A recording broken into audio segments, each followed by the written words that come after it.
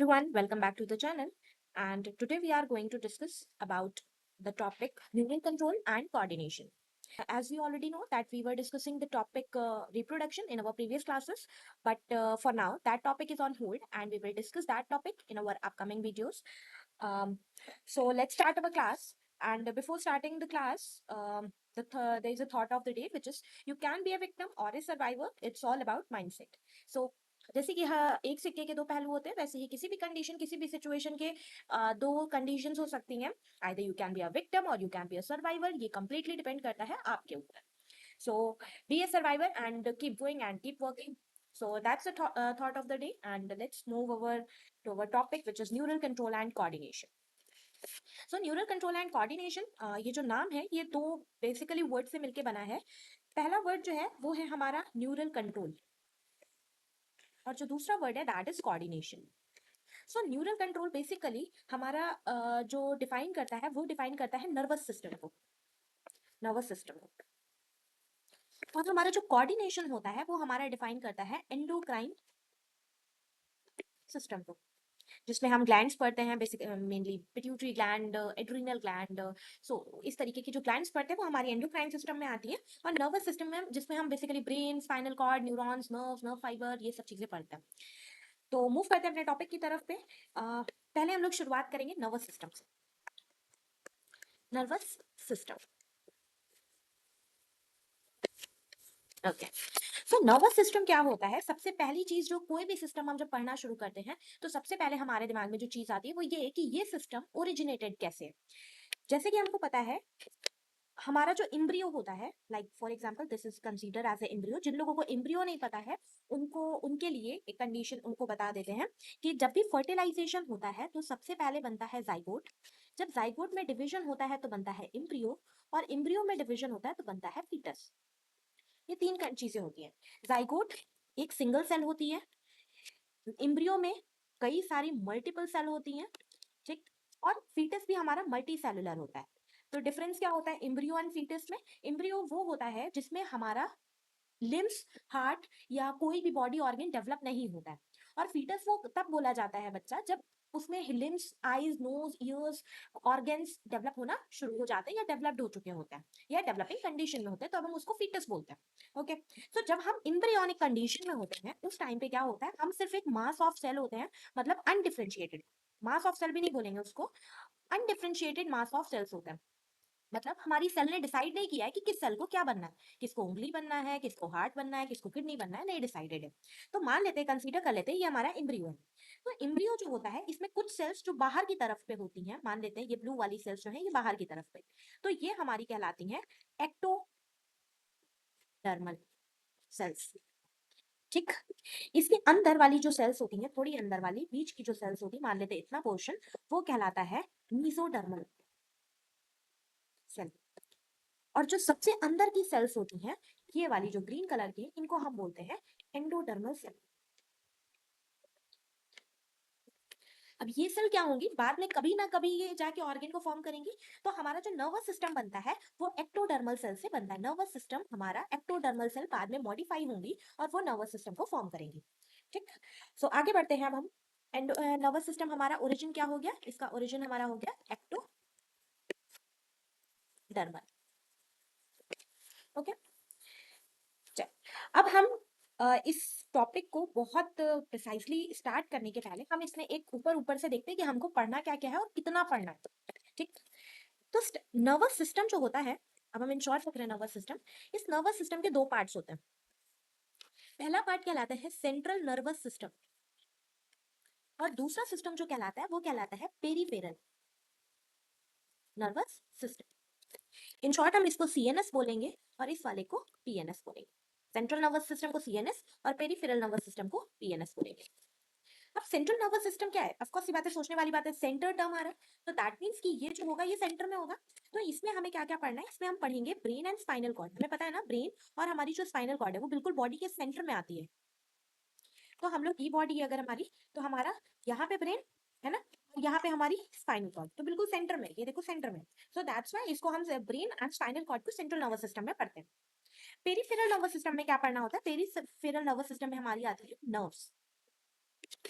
Nerves पढ़ेंगे peripheral nervous system में। Okay, so peripheral nervous system further classified होता है दो सिस्टम्स में, जिसको बोला जाता है सोमैटिक नर्वस सिस्टम और दूसरा होता है autonomic nervous system. Somatic and autonomic.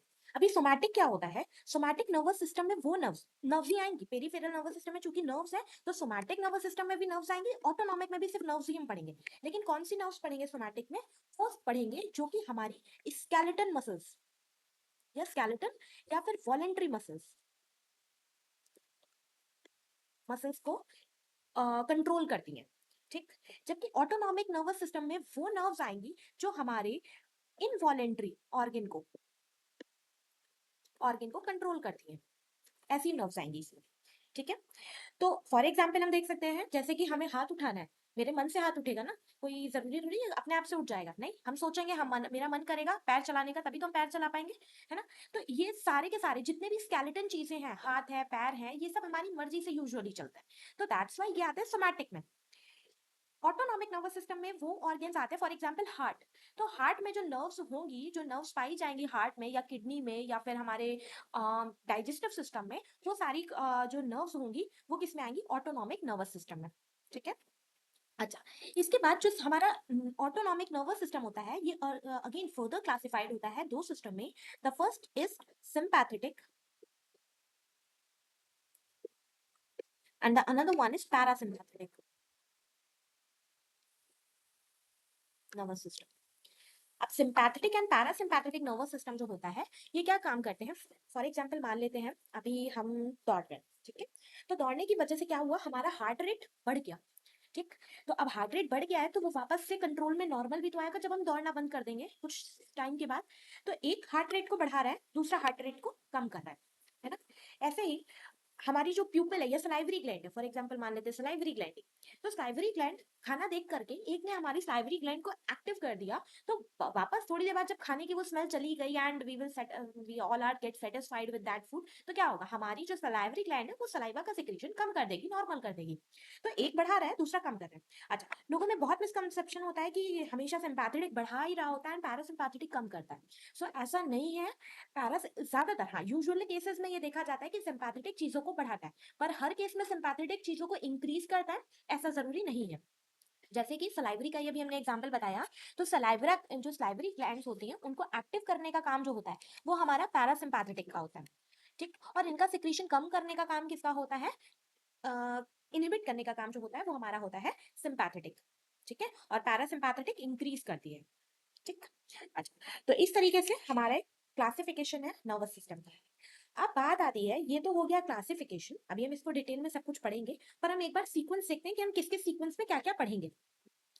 अब होता क्या है, हमें पता है कि नर्वस सिस्टम हम पढ़ रहे हैं, नर्वस सिस्टम।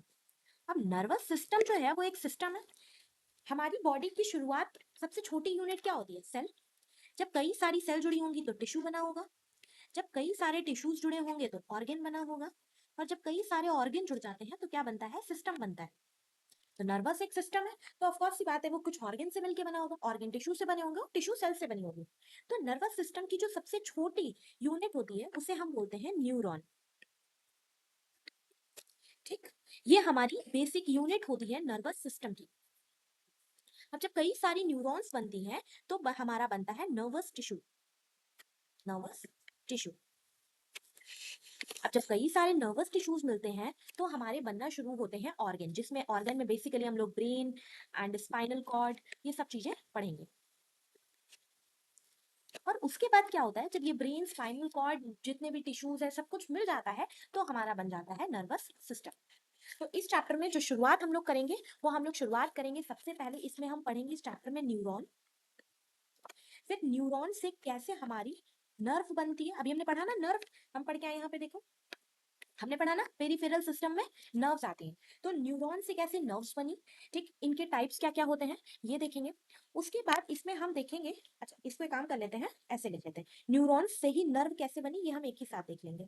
उसके बाद हम क्या पढ़ेंगे, उसके बाद हम आ जाएंगे ट्रांसमिशन ऑफ, एक सेकेंड सॉरी, सिग्नल का इम्पल्स, सॉरी इम्पल्स का ट्रांसमिशन कैसे होता है। तो इसमें हम लोग पढ़ेंगे ट्रांसमिशन, ये किस तरीके से हमारी जो सिग्नल्स होते हैं वो एक जगह से दूसरे जगह कंडक्ट होते हैं, ठीक, कंडक्शन ऑफ नर्व इम्पल्स। उसके बाद नर्व इम्पल्स का जब कंडक्शन हो जाएगा तो उसमें हम लोग एक और चीज पढ़ेंगे जिसे हम बोलते हैं साइनैप्स। साइनैप्स बेसिकली क्या होता है, एसोसिएशन होता है दो न्यूरॉन का, कि दो न्यूरॉन आपस में किस तरीके से जुड़ रहे हैं। इसके बाद हम शुरुआत करेंगे हमारे सेंट्रल नर्वस सिस्टम की, जिसमें हम पहले ब्रेन एंड देन हम लोग फर्स्ट नंबर पे और दूसरे नंबर पे स्पाइनल कॉर्ड पढ़ेंगे, ठीक। तो ये हमारा सीक्वेंस होगा इस चैप्टर को पढ़ने का, ठीक है। एक एक चीजें हम लोग बेसिकली शुरुआत से स्टार्ट करेंगे एंड तक का इसको लेके जाएंगे। सो स्टार्ट करते हैं अपना टॉपिक सबसे पहले न्यूरॉन से। न्यूरॉन को हमने क्या बोला, न्यूरॉन हमारी होती है यूनिट। कौन सी unit, structural and functional unit. किसकी, ऑफ नर्वस सिस्टम। अब जो न्यूरॉन होता है उसको पहले हम लोग देख ही लेते हैं कि किस तरीके का होता है। हमारा न्यूरॉन समथिंग इस तरीके का कुछ दिखाई देता है, जिसमें ये वाला जो पोर्शन होता है इसको हम लोग बोलते हैं साइटोन, और उस साइटोन या सेल बॉडी और उससे निकले हुए दो प्रोसेसेस, देखिए एक लंबा सा प्रोसेस और इससे बहुत छोटे छोटे प्रोसेसेस भी निकल रहे हैं, ये राइट। तो क्या होता है, जो हमारा न्यूरॉन होते हैं उसके दो पार्ट्स में डिवाइड होता है न्यूरॉन। एक होता है हमारा सेल बॉडी जिसे हम और साइटोन बोलते हैं, और दूसरा पोर्शन होता है हमारा जिसको हम बोलते हैं प्रोसेसेस। एक सेकंड, सेल प्रोसेसेस को, सेल प्रोसेसेस।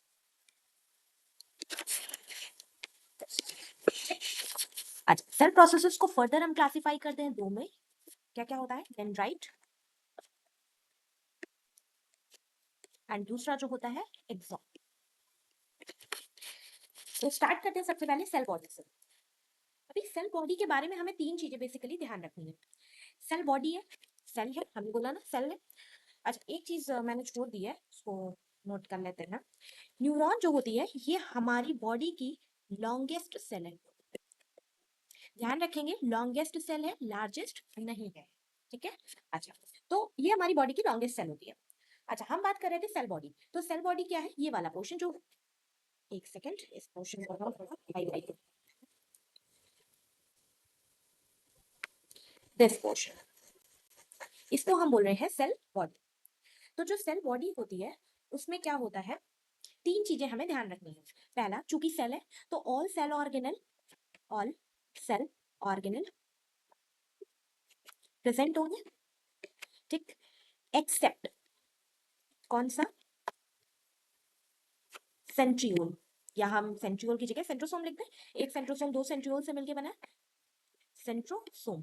अच्छा, सेंट्रोसोम जो होता है उसका एक काम होता है कि वो क्या करता है, सेल डिवीजन में हेल्प करता है।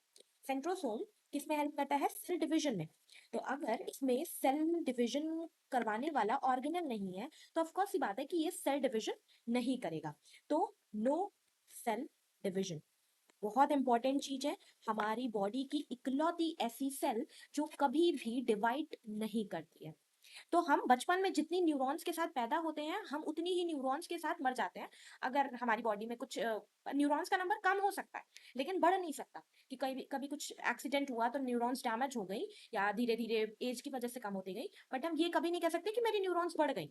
तो हम जितनी न्यूरॉन के साथ पैदा होते हैं हम उससे कम न्यूरॉन्स के साथ मर जाते हैं, ओके, बट न्यू न्यूरॉन्स का फॉर्मेशन नहीं होता।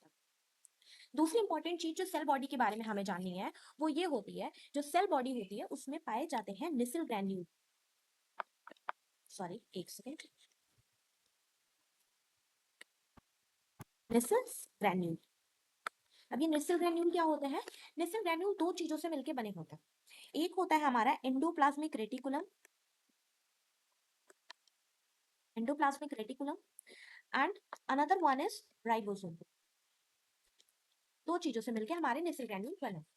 अब हमको जैसा कि पता है कि राइबोसोम को बोला जाता है प्रोटीन फैक्ट्री, तो ऑफ कोर्स सी बात है राइबोसोम क्या करेगा, राइबोसोम प्रोटीन फॉर्म करेगा, एंड एंडोप्लाज्मिक रेटिकुलम क्या करता है, जो राइबोसोम ने प्रोटीन बनाया उसको पैक करता है। तो ये निसिल ग्रैन्यूल्स का काम क्या हो जाता है, प्रोटीन का फॉर्मेशन। तो ये दूसरा काम हो गया जो साइटोन के बारे में हमको पता होना चाहिए। नेक्स्ट थर्ड बात करते हैं अब हम न्यूरोफाइब्रिल्स की। हमारा जो साइटोन होता है या सेल बॉडी होता है उसमें थर्ड जो इंपॉर्टेंट चीज है दैट इज न्यूरोफाइब्रिल्स। एंड न्यूरोफाइब्रिल्स का काम क्या होता है कि वो इंटरनल कंडक्शन करते हैं। इंटरनल कंडक्शन, ठीक। तो इंटरनल कंडक्शन मतलब साइटोन फॉर एग्जांपल ऐसे देखते हैं, ये हमारा साइटोन था, यहाँ पे कोई चीज है, एक second let me highlight it. Okay so मान लेते हैं यहाँ पे कोई चीज है हमारी साइटोन में और उसको यहाँ से यहाँ आना है। तो ये यहाँ से यहाँ आने के लिए मतलब इनका जो कंडक्शन होगा एक जगह से दूसरी जगह वो न्यूरोफाइब्रिल्स की हेल्प से होगा। तो ये तीन चीजें हैं जो कि हमें न्यूरॉन्स के बारे में या सॉरी नॉट न्यूरॉन्स अबाउट साइटोन या सेल बॉडी के बारे में याद रखनी। अब बात करते हैं नेक्स्ट पार्ट जो कि हमारा है सेल के प्रोसेसेस। सो सेल प्रोसेसेस जो होते हैं वो दो तरीके के हैं। कौन कौन से अभी हमने बात करी, एक होते हैं डेंड्राइट या डेंड्रॉन्स और दूसरे होते हैं हमारे एक्सॉन्स। अच्छा, डेंड्राइट डेंड्रॉन एंड एक्सॉन इन तीनों को मिला करके मतलब दोनों को बेसिकली मिला करके क्या बोला जाता है न्यूराइट्स। इन्हीं को क्या बोलते हैं न्यूराइट्स, ठीक। अब बात करते हैं डेंड्राइट एंड डेंड्रॉन। तो डेंड्राइट एंड डेंड्रॉन्स क्या होते हैं, ये हमारा अगर डायग्राम है तो इस डायग्राम में एक सेकंड ये जो ये पोर्शन निकले हुए इस तरीके के इनको बोला जाता है डेंड्रॉन्स, ठीक। तो सबसे पहले हमारे साइटोन से जो छोटे छोटे प्रोसेसेस निकलते हैं, अगर हम यहाँ पे डायग्राम बना के दिखाएं तो ऐसे करके समथिंग कुछ ऐसा, ठीक, ऐसा डायग्राम। तो ये जो प्रोसेसेस हैं इन प्रोसेस को हमने क्या बोला, तो देखिए रहेंगे एक सेकंड, इन प्रोसेस को हमने बोला है डेंड्रॉन। और डेंड्रॉन फर्दर क्लासिफाइड हो जाता है, डिवाइड हो जाता है, इसे हम बोलते हैं डेंड्राइट, ठीक। तो पहले निकलता है साइटोन से, सेल बॉडी से निकला जो प्रोसेस निकले, प्रोसेस मतलब लंबे लंबे थ्रेड लाइक स्ट्रक्चर्स, उनको हमने बोला डेंड्रॉन और डेंड्रॉन से निकले उन्हें हमने बोला डेंड्राइट्स। अब क्या होता है डेंड्राइट्स एंड डेंड्रॉन के बारे में बेसिकली हमें बहुत डिटेल में नहीं पढ़ना है एज सच कुछ। मेन बात इसमें जो रहती है वो एक ही है कि जो डेंड्राइट होता है या डेंड्रॉन्स होते हैं वो सेंट्रीपिटल कंडक्शन करते हैं ऑफ नर्व इंपल्स का, कंडक्शन ऑफ नर्व इंपल्स। बस इतना ही हमको बेसिकली याद रखना है डेंड्राइट्स एंड डेंड्रॉन के बारे में। आगे बढ़ते हैं axon which is the most important part और इसमें बहुत सारे इस पे एक्सॉन्स पे क्वेश्चन भी बनते हैं। सो स्टार्ट करते हैं एक्सॉन के बारे में। सबसे पहले एक्सॉन के बारे में मोस्ट इंपॉर्टेंट चीज कि ये एक डेंड्राइट डेंड्रॉन और एक्सॉन में डिफरेंस अगर पूछे कोई क्या होता है तो एक्सॉन जो होता है वो लॉन्ग प्रोसेस है, लॉन्ग थ्रेड लाइक स्ट्रक्चर है। डेंड्राइट डेंड्रॉन बहुत छोटे छोटे प्रोसेसेस है, ठीक। दूसरी चीज इसके बारे में क्या होती है कि इसका जो डायामीटर होता है वो क्या होता है यूनिफॉर्म होता है।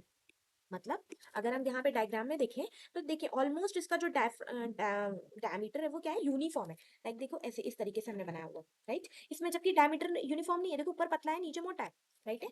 सो एक्सॉन जो होता है उसका डायमीटर जो होता है दैट इज यूनिफॉर्म कंप्लीट, मतलब मोस्टली यूनिफॉर्म रहता है। आगे बात करते हैं जो एक्सॉन्स होता है वो उसमें सबसे बाहरी वाली जो लेयर होती है इसको, इस मेम्ब्रेन को बोला जाता है एक्सोलेमा। और इस एक्सोलेमा के अंदर भरा हुआ जो भी मटेरियल होता है that is known as axoplasm, ठीक। अच्छा नेक्स्ट बात आती है, सॉरी यहीं पे बात करते हैं। आप ऐसे मान सकते हैं एक्सोलेमा एंड एक्सोप्लाज्म को, एक पेन लेते हैं और उसके अंदर से रिफिल को निकाल देते हैं, रिमूव कर देते हैं। सो पेन का जो कैप या जो कवरिंग है वो हम मान लेते हैं एक्सोलेमा है एंड उसके अंदर जो एयर भरी हुई है दैट इज एक्सोप्लाज्म। अब हम कंसीडर क्या करेंगे, हम मान लेते हैं कि हम एक धागा लेकर के आते हैं and we started to roll it over this pen, sorry over this axoplasm axolemma. हम एक्सोलेमा के ऊपर ये धागा ला करके इसे गोल गोल गोल गोल लपेटना शुरू कर देते हैं, ठीक। फिर हमने थोड़ी जगह छोड़ी, फिर हमने धागा लपेटा, फिर थोड़ी जगह छोड़ी, फिर धागा लपेटा और ऐसे करते करते बहुत लंबा धागा लपेटते गए, ठीक। तो ये जो हम धागा लपेट रहे हैं, अच्छा ऐसे ही नहीं कि सिर्फ हमने ग्रीन ही धागा लपेटा, हम क्या करते हैं फिर हम लाते हैं और अब हम कहते हैं अब हम ब्लू धागा भी इसके ऊपर लपेटेंगे, हम ब्लू धागा भी लपेट देते हैं। फिर हमारा मन करता है नहीं नहीं अभी हमने ब्लू लपेटे, अब हम एक काम करते हैं हम ऑरेंज धागा लाते हैं वो भी लपेटेंगे। तो फिर हमने ऑरेंज धागा लपेट दिया।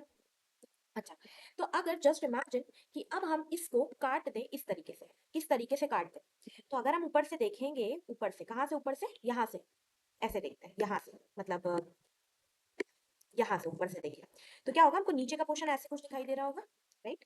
तो इस पोर्शन को कंसीडर करते हैं, ये हम ऊपर से देख रहे होंगे तो हमें गोल गोल दिखेगा। इस गोल गोल के ऊपर हमको सबसे पहली लेयर जो दिखेगी वो दिखेगी ग्रीन ग्रीन लपेटी हुई, ग्रीन ग्रीन धागा दिखेगा, है ना। फिर उसके बाद अगर हम ध्यान से देखेंगे तो हमको ग्रीन के साथ साथ फिर ब्लू धागा भी उसके ऊपर, ग्रीन के ऊपर ब्लू धागा लपेटा हुआ दिखेगा, है ना। और फिर और ध्यान से देखेंगे तो हमको उसके ऊपर ऑरेंज कलर का थ्रेड दिखाई देगा ऐसे लपटा हुआ, है ना। तो ये जो सारी लेयर्स हैं, ये लेयर्स ये कहलाती है माइलिन शीट। और सबसे बाहर की जो लेयर होती है ये कहलाती है हमारी न्यूरीलेमा। न्यूरीलेमा को ही श्वान सेल्स भी बोलते हैं। एक सेकेंड,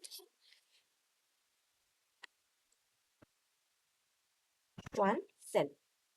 ठीक, तो सबसे बाहर वाली लेयर दैट इज न्यूरीलेमा, और उसके अंदर की जितनी भी लेयर्स हैं they all are known as myelin sheath. कहाँ लिखूं, यहीं पे लिख दे रही हूँ, एक सेकेंड।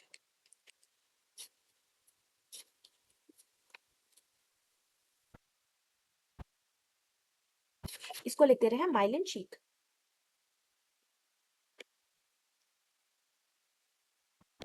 ओके, तो क्या हुआ, हमने देखा कि जो हमारी सेल होती है, सॉरी एक्सो लेमा होती है, उसके ऊपर हमने थ्रेड जो है घुमाना शुरू किया, बांधने शुरू किए। तो वो जो थ्रेड थे उनकी अंदर की जितनी लेयर थी उन्हें हमने बोला माइलिन शीट, और बाहर की जो सबसे बाहर की लेयर थी उसको हमने बोला श्वान सेल्स।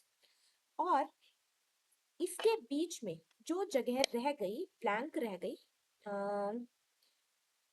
ठीक, ये जगह जो ब्लैंक रह गई जहां पे कोई भी लेयर नहीं थी, हमने कहा ना धागा जहां पे नहीं पाया जा रहा था, उस जगह को हम क्या बोलते हैं, उस जगह को इसको नोड्स ऑफ रेनवियर, नॉर बोला जाता है इन शॉर्ट में। और पूरा कंप्लीट बोलेंगे तो नोड्स ऑफ रेनवियर इनसे बोलते हैं। एक सेकंड लिख देते हैं,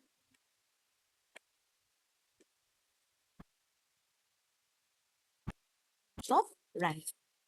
तो हमने क्या क्या देखा इसके बारे में, पहली चीज हमने देखी एक्सो लेमा क्या होती, फिर हमने देखा एक्सोप्लाज्म क्या होता, उसके बाद हमने देखा माइलिन शीट क्या होती,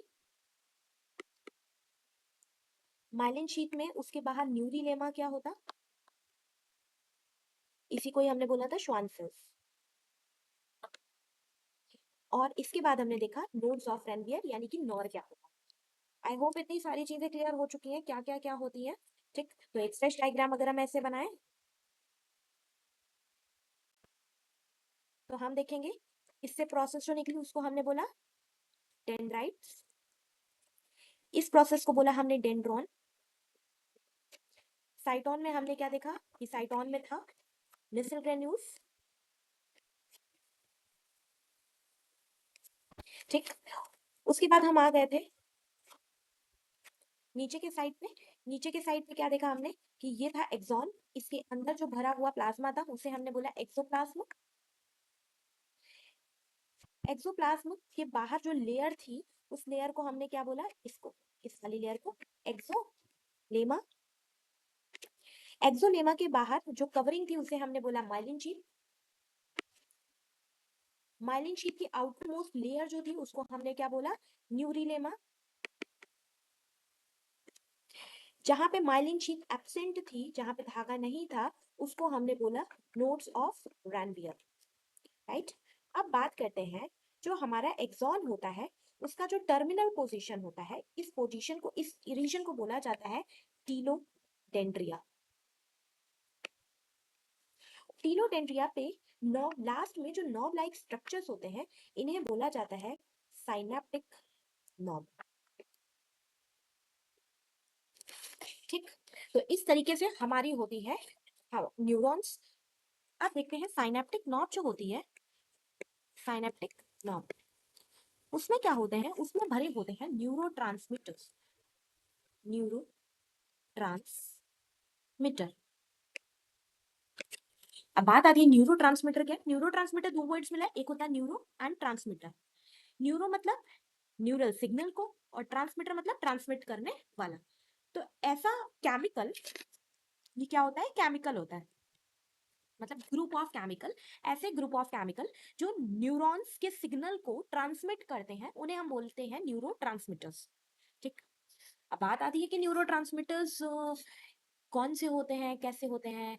तो बात करते हैं, जो न्यूरो होते हैं, they all are basically categorize into two types. The first is stimulatory, और जो दूसरी कैटेगरी होती है दैट इज इनहिबिटरी। देखते हैं डिफरेंस। स्टिमुलेटरी किसी चीज को स्टिमुलेट कर दे, एंड इनहिबिटरी जो किसी चीज को रोक दे। तो होता क्या है कि अब न्यूरॉन्स आ रही हैं, सिग्नल लेके आ रही हैं, अब वो सिग्नल आगे जाना चाहिए कि नहीं जाना चाहिए, ये डिसाइड कौन करेगा, वो डिसाइड होता है न्यूरोट्रांसमीटर के जरिए। अगर स्टिमुलेटरी ऐसे केमिकल निकल गए जो स्टिमुलेटरी हैं, किसी चीज को बढ़ा रहे हैं, तो क्या होगा, सिग्नल्स आगे जाएंगे। और अगर ऐसे केमिकल रिलीज हो गए जो आगे चीज, किसी भी केमिकल के या किसी भी चीज को रोक रहे हैं, तो उन्हें हम बोल देंगे कि वो इनहिबिटरी टाइप है। सो एग्जाम्पल होता है, इसका सबसे अच्छा स्टिमुलेटरी का एग्जाम्पल होता है एसिटाइल कोलिन। सबसे अच्छा एग्जाम्पल है एसिटाइल कोलिन, ठीक। जबकि इनहिबिटरी का बात करते हैं तो सबसे अच्छा एग्जाम्पल होता है गाबा। गाबा जो होता है, इसका फुल फॉर्म अगर देखें तो वो होता है gamma amino butyric acid.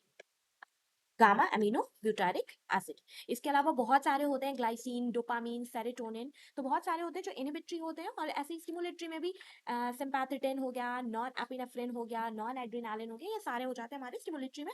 But basically अगर हम बात करें जो हमारे बहुत यूज होते हैं, they all are acetylcholine and Gauba.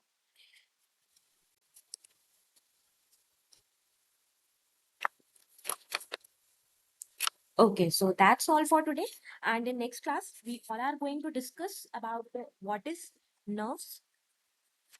In next class, we will discuss about nerves. Nerves क्या होती हैं, and nerve fiber क्या होता है, nerve fiber क्या होता है, ठीक। इसके अलावा कल हम लोग एक और चीज इंपॉर्टेंट पढ़ने वाले हैं, which is generation